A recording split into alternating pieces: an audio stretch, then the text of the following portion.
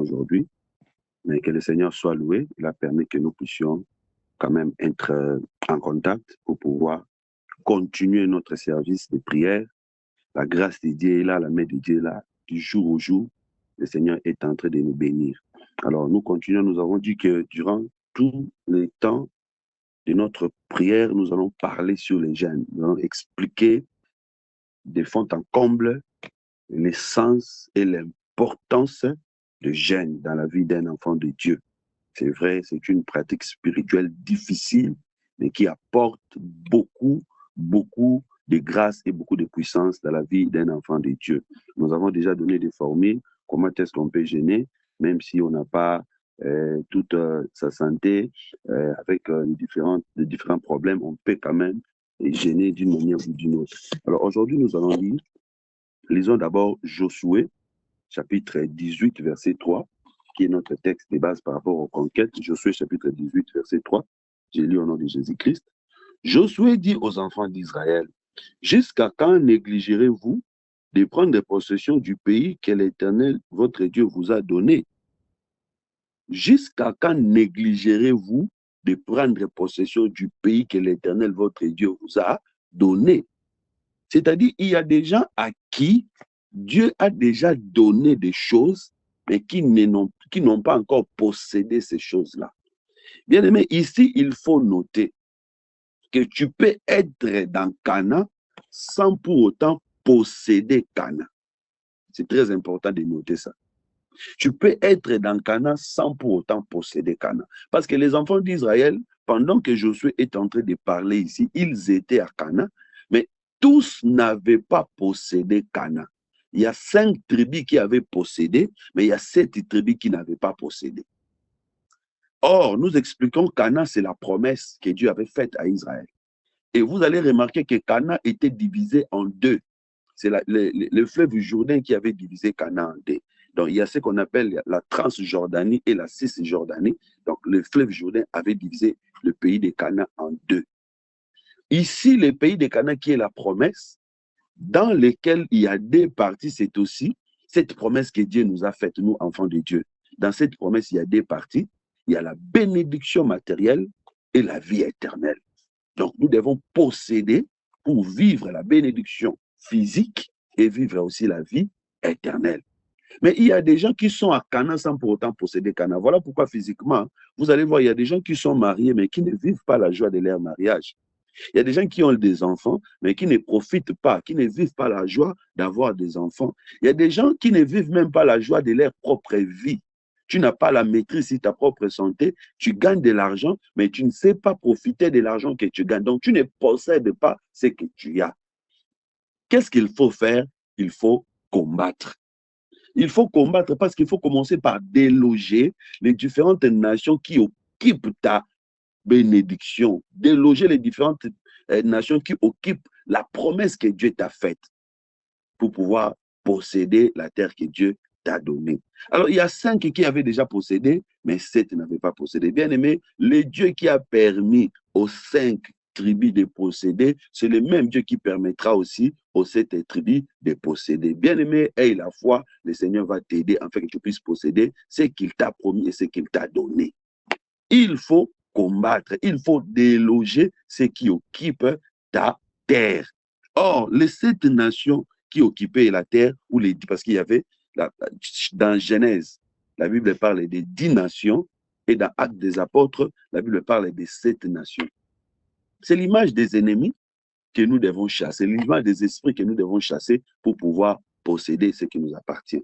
Mais pour vivre ces choses, il faut prier, parce qu'aujourd'hui, nous combattons par la prière.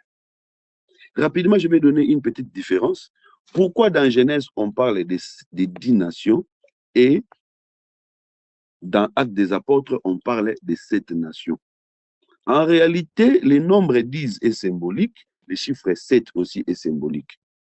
Vous allez remarquer que dans la Bible, le nombre 10 parle de la loi et le chiffre 7 parle de la totalité. Et sur la croix de Golgotha, le Seigneur avait vaincu la loi et il avait vaincu totalement. Voilà, nous déclarons ce soir que toutes les lois qui s'opposaient à notre réussite, à notre avancement, Jésus-Christ les avait vaincus totalement sur la croix de Golgotha. Alors, nous allons prendre maintenant 2 Samuel chapitre 1er, verset 12. 2 Samuel chapitre 1er, verset 12.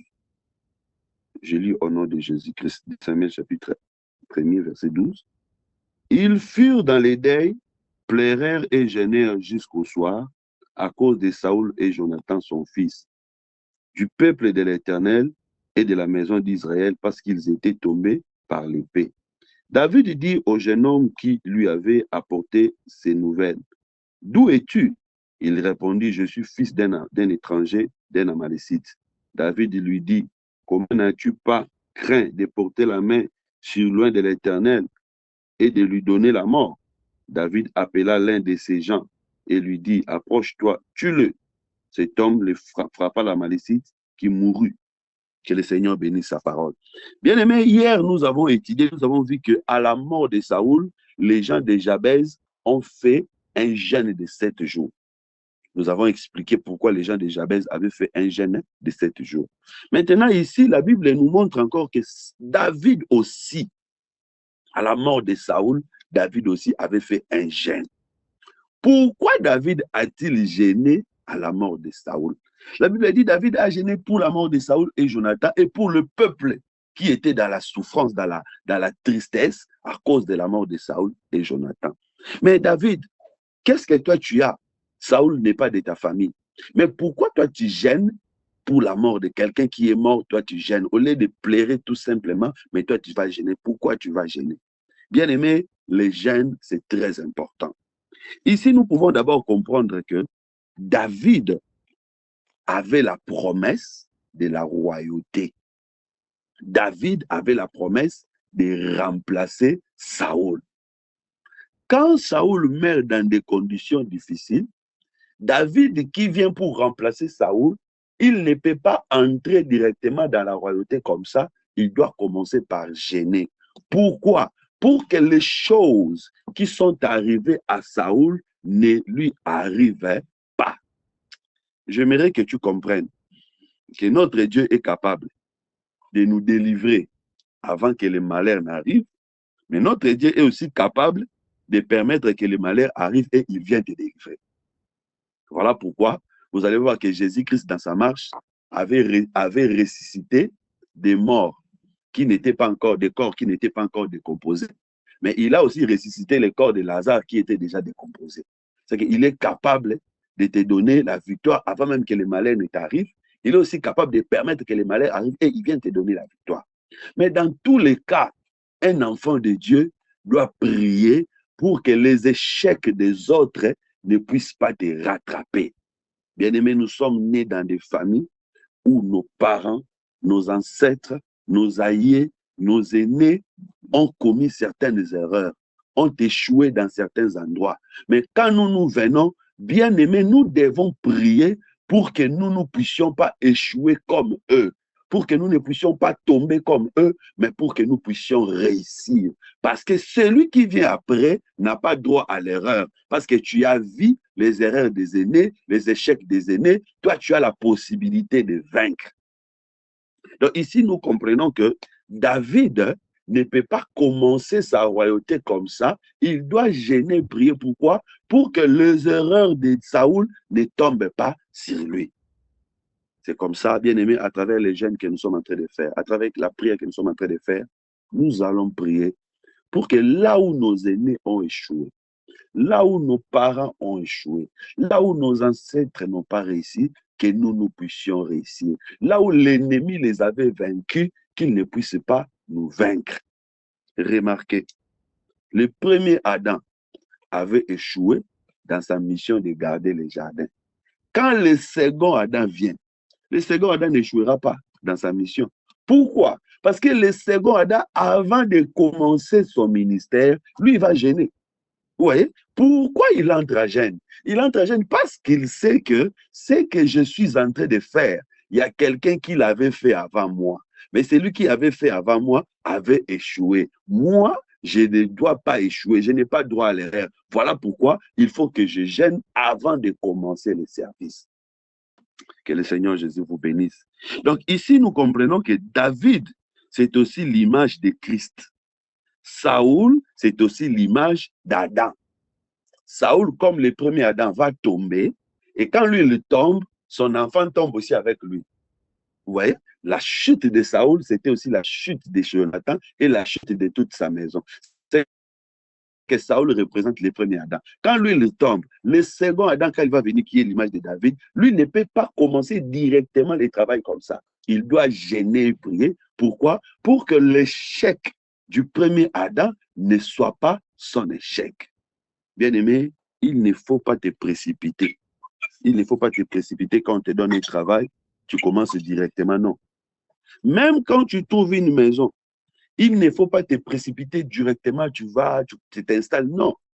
Il faut toujours prier que ceux qui étaient là, les difficultés qu'ils avaient rencontrées, les problèmes qu'ils avaient rencontrés, que toi, tu ne puisses pas les rencontrer.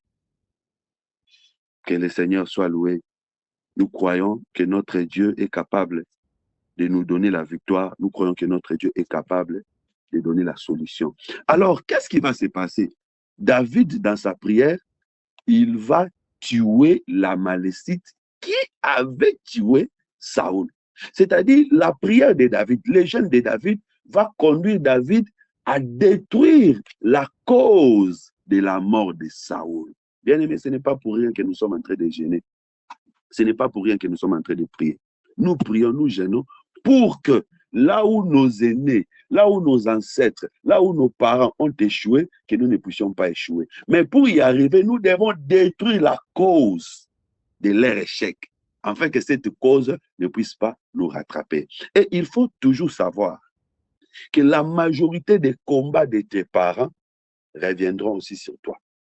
La majorité de tes combats reviendront aussi sur tes enfants. C'est comme ça, il faut vaincre. Si tu es en train de vaincre les combats de ta vie, tu n'es pas seulement en train de vaincre pour toi-même, tu es aussi en train de vaincre pour ceux qui viendront après toi. Donc, David a détruit l'Amalek, Pourquoi? Parce que c'est Amalek qui était à la base de la chute de Saoul. Quand il détruit Amalek, il est sûr que son royaume est protégé. Même après lui, Amalek ne viendra plus causer du tort. Or, Dieu avait déjà dit à Saoul de détruire Amalek, mais Saoul n'avait pas pu détruire Amalek et Amalek a fini par détruire Saoul. Alors nous disons, bien aimé, dans la prière, il faut identifier les causes des échecs de ceux qui sont venus avant toi. Pourquoi ils avaient échoué? Il faut identifier les causes de ces échecs et dans ta prière, il faut détruire ces causes. Mais d'une manière symbolique, Amalek représente les œuvres de la chair. Parce que Amalek était ensemble avec Jacob. Amalek, c'est Esaü. Ils étaient ensemble avec Jacob. Ils marchaient ensemble. Mais son désir, son projet était d'étouffer Jacob. C'est l'image des œuvres de la chair qui étouffe les plans de Dieu à nous, qui étouffe les projets de Dieu à nous. Voilà pourquoi les jeûnes et la prière doivent nous aider à détruire les œuvres de la chair. Bien aimé, les œuvres de la chair nous combattent. Les œuvres de la chair nous empêchent de voir la main de Dieu. Mais par la prière, nous devons détruire les œuvres de la chair. Mais Amalek représente aussi tous les esprits, toutes les forces, toutes les puissances qui s'opposent à notre élévation, qui s'opposent à notre paix, qui s'opposent à notre joie, qui ne veulent pas nous voir réussir. Voilà pourquoi par la prière, par les jeûnes, nous devons combattre ces esprits, nous devons vaincre ces esprits. Que le Seigneur soit loué, que le Seigneur soit béni. Bien-aimés, nous allons prier. Notre première requête ce soir, que le Seigneur nous donne la victoire. Que le Seigneur nous donne la victoire là où nos aînés ont échoué, que nous ne puissions pas échouer. Là où nos parents ont échoué, que nous ne puissions pas échouer. Là où nos ancêtres ont échoué, que nous ne puissions pas échouer. Bien aimé, notre ancêtre Adam a été tombé, vaincu par les serpents, mais que nous ne puissions pas tomber. Bien aimé, demande à Dieu de te donner la victoire. Je ne sais pas, tu travailles dans quel domaine. Il y a des gens qui ont échoué dans ces domaines-là, mais que toi, tu réussisses au moyen de ce travail que nous sommes en train de faire. S'il y a des gens qui n'ont pas réussi à avoir des enfants bien éduqués dans la famille, que tes enfants soient bien éduqués. S'il y a des gens qui n'ont pas réussi dans tel ou tel domaine, que toi, tu réussis. Bien aimé, tu vas prier avec foi que le Seigneur te donne la réussite. Prions au nom de Jésus-Christ.